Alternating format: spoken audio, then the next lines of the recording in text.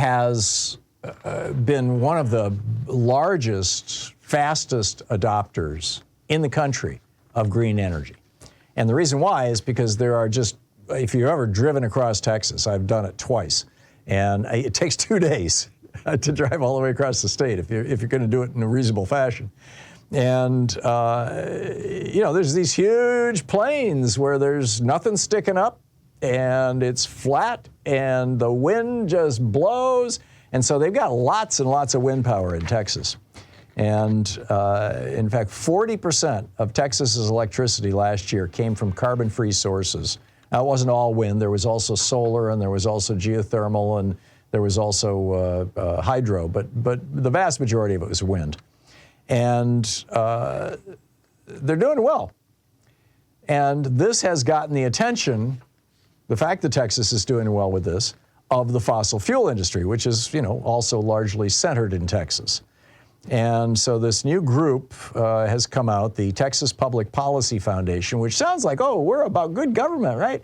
Well, no, they're funded in large part, according to this report by Oliver Millman over at The Guardian, funded in large part by the fossil fuel industry. And when the Texas legislature just ended their session last week and will not reconvene for another 2 years, they passed a law adding costs to renewable energy. So if you have like a windmill or if you have solar panels and you want to feed back into the grid, things like that, now you're going to have to pay your utility or pay a tax on this stuff. I don't have the details of it, but the article, the must-pass bill was amended to impose new costs upon renewable energy. This group is also it started in Texas apparently, but it's also, according to The Guardian, bankrolling efforts in Massachusetts to stop offshore wind power and to prop up coal power in Arizona. And but the offshore wind power in Massachusetts is particularly bizarre. They are claiming that the wind turbines are killing whales, which is absolutely not true. There's no evidence of this whatsoever. The National Oceanic and Atmospheric Administration, NOAA, has said that there is literally no evidence that offshore wind kills whales.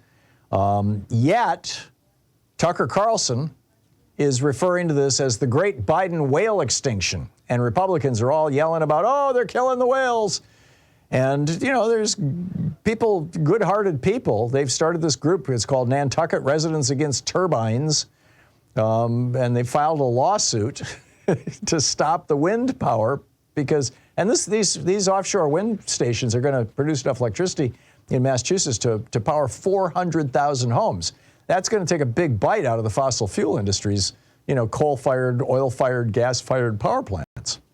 And so, they're doing this stuff, and the group has received donations from fossil fuel companies, including ExxonMobil, ConocoPhillips, and Chevron. It is a nonprofit, so you and I are subsidizing it with our tax dollars. Isn't that great? Incredible. Incredible.